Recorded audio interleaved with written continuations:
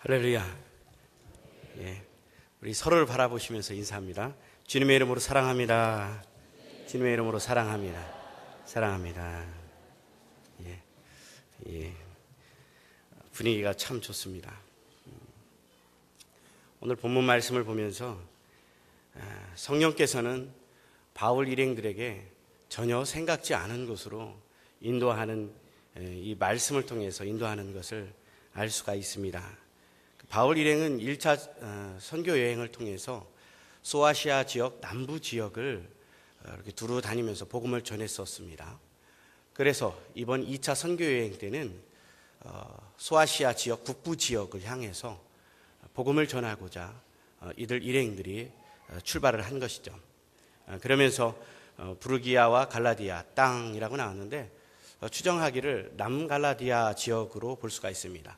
이 지역으로 지나서 7절 말씀에 보면 무시아 앞에 이르렀습니다. 이르렀는데 비두니아 지역을 향해서, 그러니까 북부 지역이 비두니아 지역인데 이곳에 복음을 전해야만 하는데 자꾸 주의 영께서, 곧 예수의 영 성령께서 북부 지역 비두니아 지역으로 인도를 하는 것이 아니라 전혀 예상치 못한 지역으로 계속해서 인도해 가셨다는 것이죠.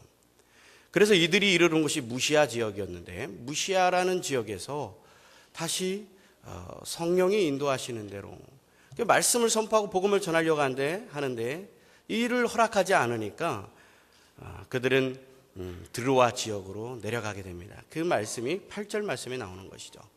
그래서 무시아에서 비두니아 지역, 북부 지역을 향해서 가려 하는데 주의 영께서 막으시니 드로아로 가서 다시 그 드로아에서 그들이 목적하는 비두니아 지역으로, 그러니까 북부 지역으로 가서 복음을 또 전하려고 하는데 계속해서 막으시는 거죠. 그리고는 그 뒤에 이어지는 9절 말씀에 밤에 환상이 바울에게 보였다. 그래서 이 환상을 통해서 그가 뚜렷하게 깨닫게 되는 거예요. 내 소견에 오른 대로 1차 선교여행 때에 소아시아 지역에서 복음을 전했으니까 나머지 북부 지역 소아시아 지역에 복음을 전한다면 이곳에서 교두부를 확보하고 주를 믿는 자들이 많아지고, 그러면 이것을 바탕으로 해서 전 마게도니아 지역, 유럽 지역을 향해 복음을 전할 수 있지 않겠는가라는 정말 생각하기에도 옳은 소견처럼 여겨질 수 있을 정도의 계획이었던 거죠. 그래서 바울은 그 계획대로 실천하려고 했지만 환상을 통해서 급기야는 주의 영 성령께서 그들의 마음들을 다시 강하게 사로잡고 건너편 마게도니아 지역 빌립보를 향해서 갈 수 있게 인도하시는 그 장면들을 말씀을 통해서 우리가 보게 됩니다.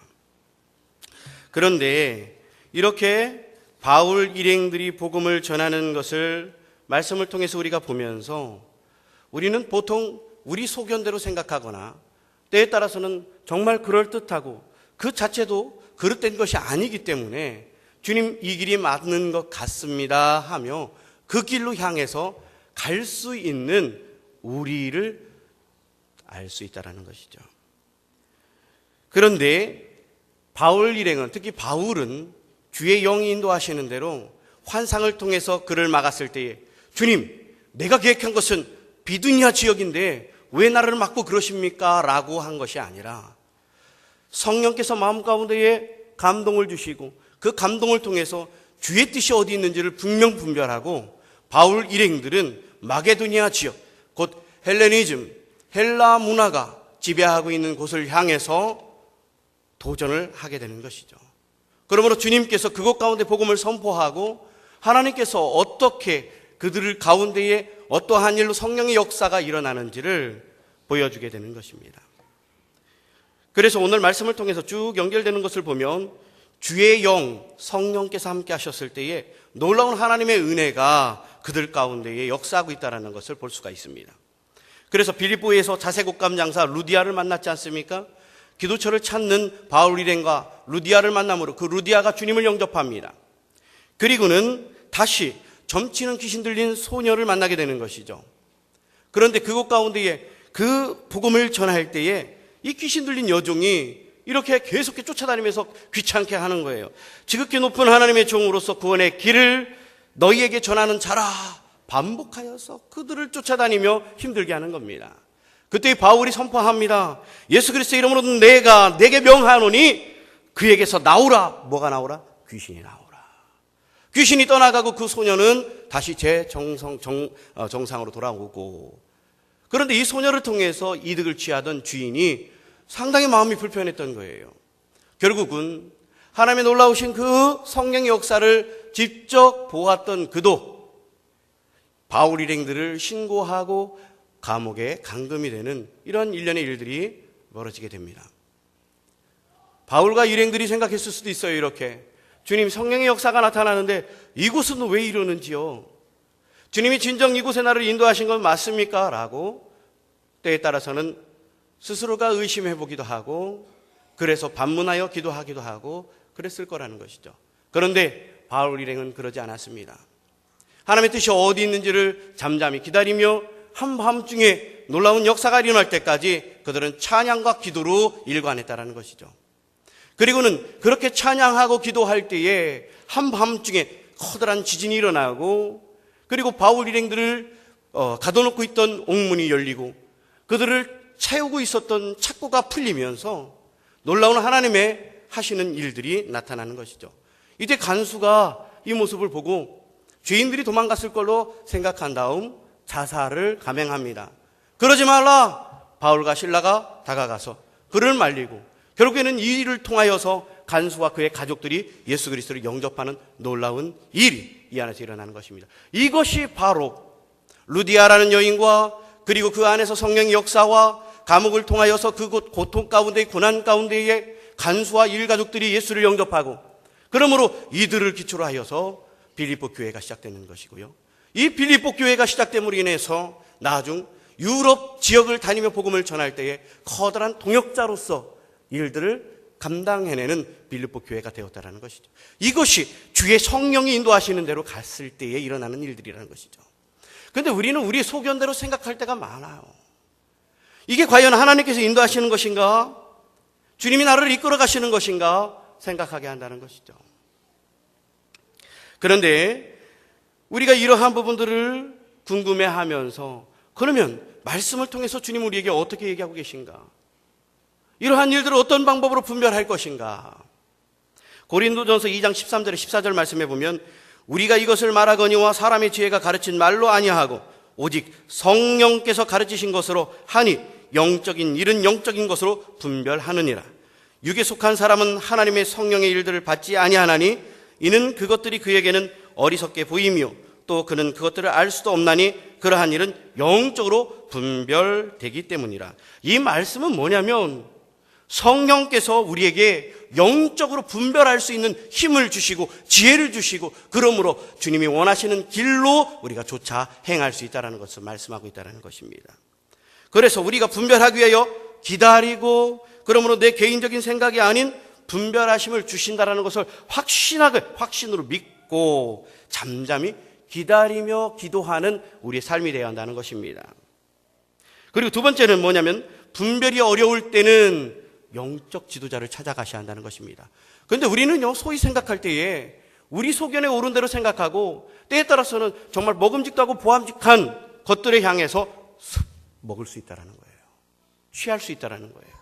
그리고는 결론을 다 내리고 난 다음에 영적 지도자를 찾아갑니다.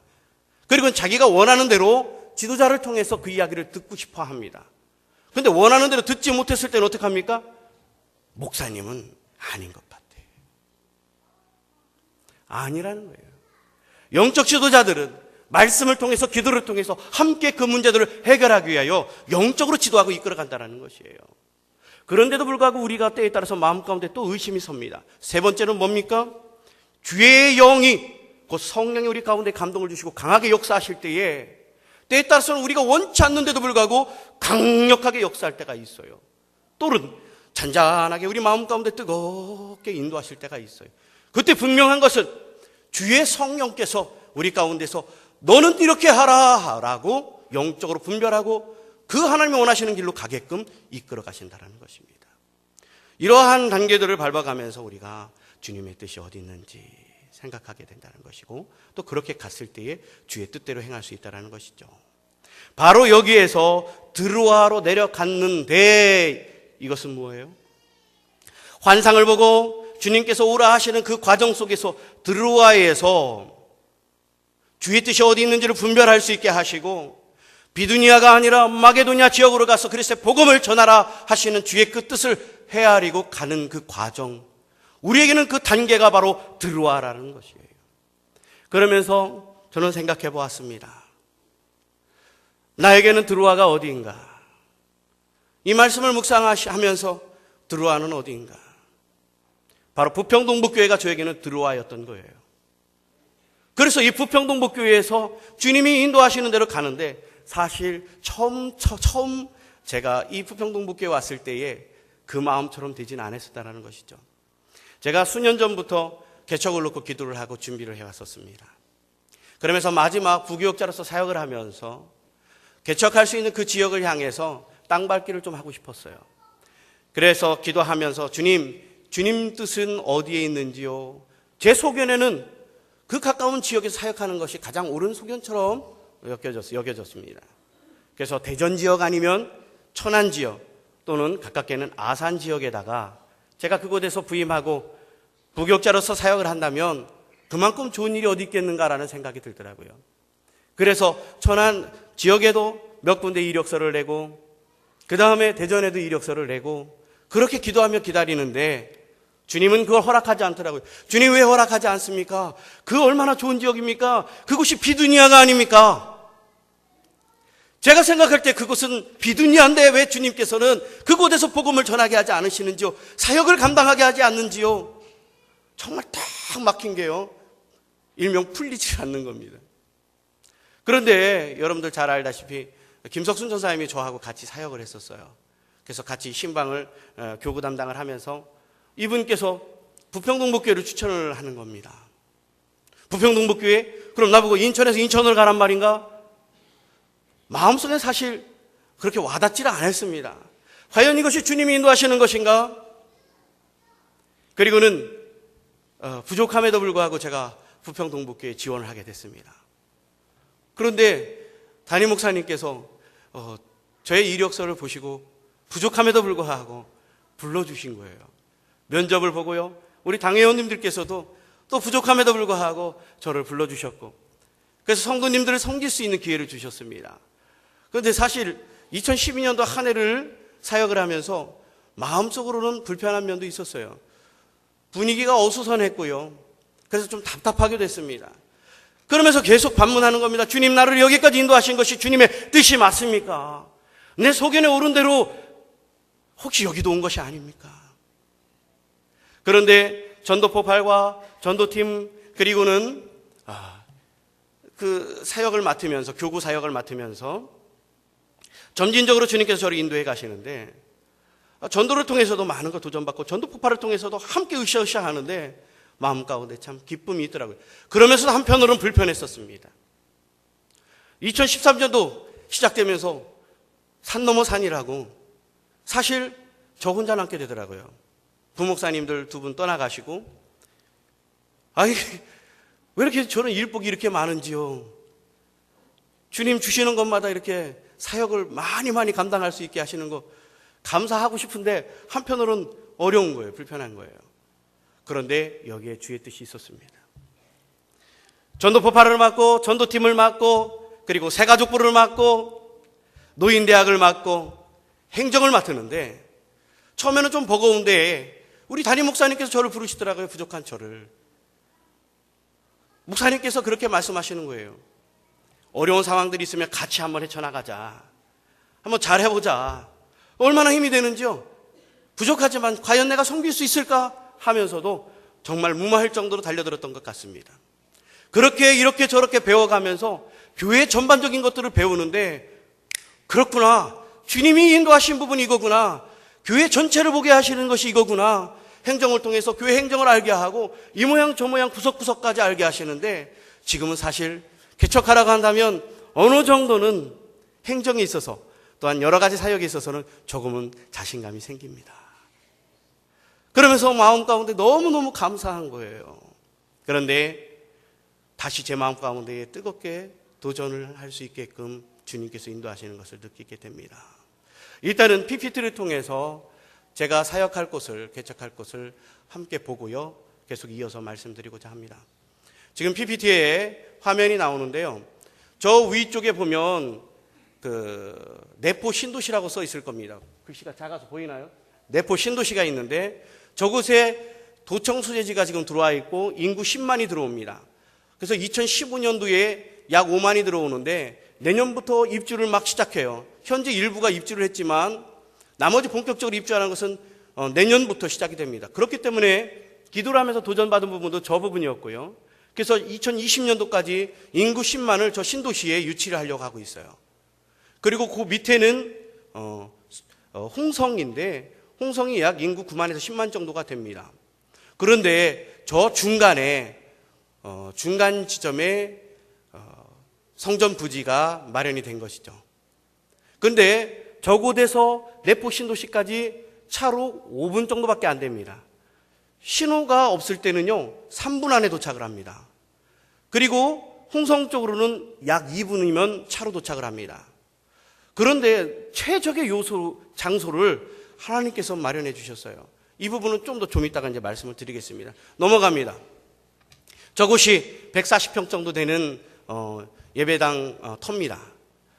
예, 그래서 저 터에서 이제는 예배당 이제 교회가 세워질 것이고요. 그래서 약 140평이면 저희 교육관 옆에 있는 주차장 정도 크기라고 하더라고요. 그래서 그 정도 규모가 되고요. 그 뒤로 또 보겠습니다. 반대 방향에서 본 겁니다. 도로가 옆에 있고요. 땅이 지금 보이고 있습니다. 뒤로 한번 또 넘어갑니다. 저곳이 저희 그 예배당 터에서 바라보면 홍성 시내가 보이는 건데요. 저 아파트가 보입니다. 상당한 근거리예요. 그리고 또 그 다음 것을 보면 좀 어느 정도 멀리 있는데 건물이 계속 올라가고 있습니다. 저게 바로 내포 신도시입니다. 계속해서 건물이 올라가고 있어요. 예, 그 다음 한번 봅니다. 저것이 이제 저희 그 예배당터에서 조금 위로 올라가서 보면 펼쳐져 있는 그런 그 산과 그리고 들입니다. 그 다음 또 보겠습니다. 저것은 저희 예배당터에서 바로 찍은 야산이에요. 산이 저렇게 펼쳐져 있습니다. 그러니까 말 그대로 도시와 도시 사이에 저런 전원적인 땅이 있는 겁니다. 하나님께서 이것을 마련해 주셨어요. 사실 제가 어떤 분이 이런 말씀 하시더라고요. 이제 PPT 안 보여주셔도 됩니다. 사람들 가운데, 우리 성도님들 가운데 그런 말씀 하시고요. 신 목사 돈이 많은가 봐. 돈이 어디서 저렇게 땅을 샀을까? 사실 일전 한 푼 없었습니다. 땅값이 약 6,300만 원이었는데 이 땅을 얻게 된 계기가 있어요.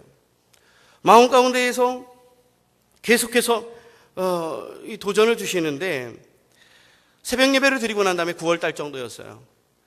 계속 예배를 드리고 난 다음에 새벽 예배 마치고 나서 사무실에 앉아 있는데 마음 가운데 뜨거움을 주시는 거예요. 그러면서 이사야서 41장 10절 말씀에 두려워하지 말라. 내가 너와 함께함이라. 놀라지 말라.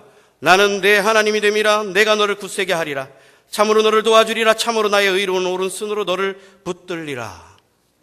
이 말씀 속에서 찬양이 강한 마음 가운데 진동하는데 바로 이 찬양이었습니다.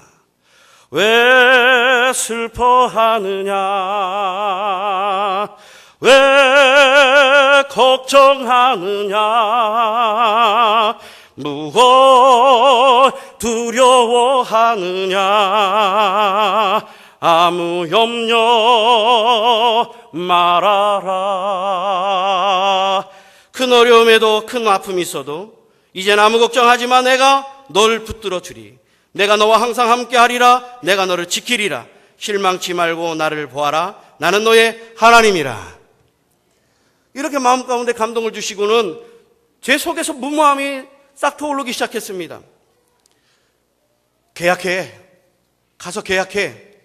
주님이 준비하신 땅이 있을 거야. 한 푼 없습니다. 한 푼 없습니다. 주님. 제가 6천만 원이 넘는 돈을 어떻게 준비합니까? 주님.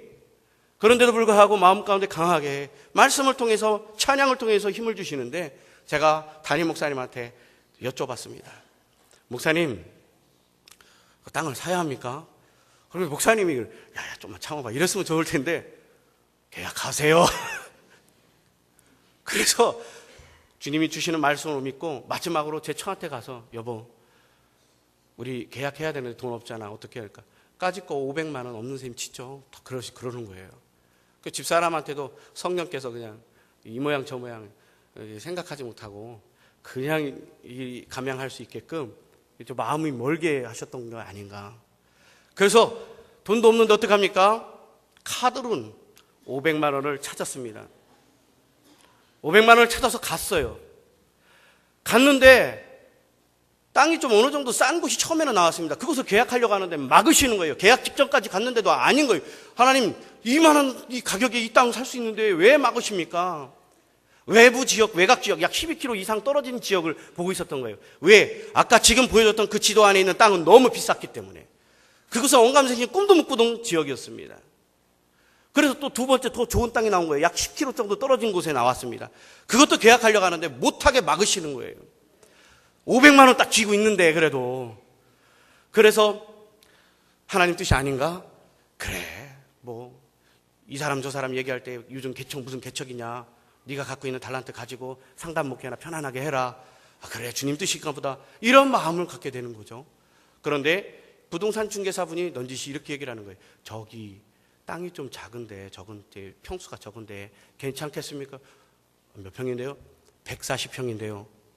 140평이면 사실 제 생각으로는 욕심이 컸던지 작아 보였어요. 그래도 혹시나 해서 거기가 어느 지역입니까? 그러니까 홍성읍 소양리라는 거예요.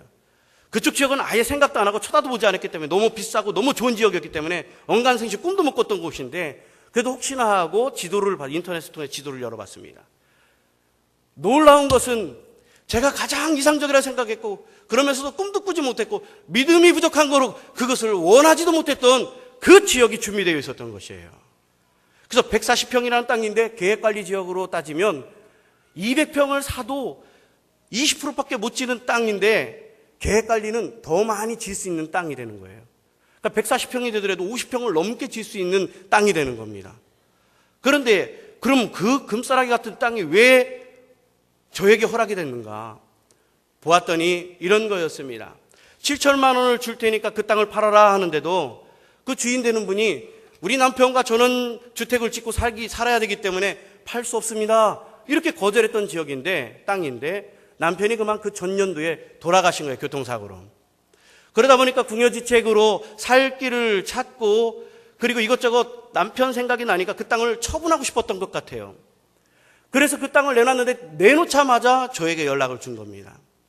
그래서 가가지고 계약을 하는데 여기서 하나님께서 놀랍게 역사하시는데 저는 계약금을 조금만 내고 나중에 잔금을 치르지 못하면 그러니까 계약이 파기되면 그 돈은 고스란히 주인한테 나가는 거잖아요. 그러니까 저는 200만 원만 하면 안 되겠습니까? 안 되는데요. 그러면 300만 원만 하면 안 되겠습니까? 안 되는데요. 그러면 얼마요? 500을 달라는 겁니다. 호주머니 500 딱 갖고 있는데 이거 계약 파기되고 잔금 못 치르면 이거 끝장인데 근데 믿음으로 나왔는데 어떡합니까? 500만 원을 줬습니다. 정말 마음이 답답하더라고요. 전화로 여보 나 500만 원 그냥 다 줬어요. 그리고는 계약하고 나서 마음은 너무너무 기쁜 거예요. 마음은 기쁜데 내려오면서 한편으로는 걱정이 되는 거예요. 그런데 6,300만 원에 나왔던 땅을 그 중개사분이 왜 자기가 손해보면서 400만 원을 깎아가지고 5,900만 원에 계약하게 했는지도 모르겠습니다. 그래서 5,900만 원에 싸게 계약을 했는데 너무너무 걱정이 되고 한 2달 10월 6일 날 그러니까 한 달 정도를 11월 7일 날 잔금 치르는 그 순간까지 하나님이 어떻게 하시는지 걱정이 되면서 기대가 되는 거예요. 그런데 제가 전세 계약금을 좀 갖고 있지 않습니까? 주님께서 그걸 원하시는 거예요. 그래서 그걸 전부 몽땅 다 드리고 그 다음에 여차저차 해가지고 잔금을 치를 수 있는 금액 3천만 원이 또 생긴 겁니다. 그래서 그것으로 갚고 그리고 세금까지 내고 등기 이전까지 하니까 딱 맞더라고요. 그렇게 해서 저 땅이 마련이 된 것입니다. 얼마나 하나님의 은혜인지 이런 속에서 하나님께서 인도하시면서 바로 내포 한마음 교회를 세울 수 있도록 그 터를 마련해 주시는데 그런 생각이 들더라고요. 하나님 그렇다면은 그 다음에는요? 그런데 주의 영이 함께함으로 드로아에서 주님 인도하시는 대로 빌립보 지역으로 갔을 때에 루디아라는 여인을 만나고 귀신이 쫓겨나가고 간수가 그 가족이 회개하고 주님을 영접하는 역사가 있었던 것처럼 주의 영이 성령께서 나를 인도하신다면 그러한 역사가 내포 신도시에 없으리라는 법이 없지 않습니까? 그래서 주의 성령께서 나를 인도하실 때에 주여 믿습니다. 믿음으로 나아갑니다. 그 땅을 정복하게 하여 주시옵소서. 10만이 있는 그곳에 내포 한마음교회가 일부를 담당하게 해 주시옵소서. 그러면서 기도하고 지금까지 추진하고 있는데 마지막으로 또 한 가지 확신을 주시는 것은 제가 앞에서도 말씀드렸던 것처럼 상담 심리를 전공했는데 이게 자격이 참 까다로워요. 뭐냐면 어울림 카운슬러라고 해서 어울림 상담사를 이 교육청에서 뽑고 있어요. 교육인적자원부에서 지원하는 그런 프로그램인데 이 프로그램은 사실 제 포스로는 제 능력으로는 될 수가 없는 거예요. 그런데 이 지역에 제가 개척한다는 소리를 어디서 들었는지 교수님께서 신목사가 한번 이 지역을 만나봐라. 이 지역에서 네가 한번 사역을 해봐라 라고 하면서 어울림 카운슬러, 그러니까 어울림 상담 선생을 할 수 있게끔 만들어준 거예요. 그런데 내년도에 전국적으로 3,000개 학교가 이 프로그램에 지도를 받습니다.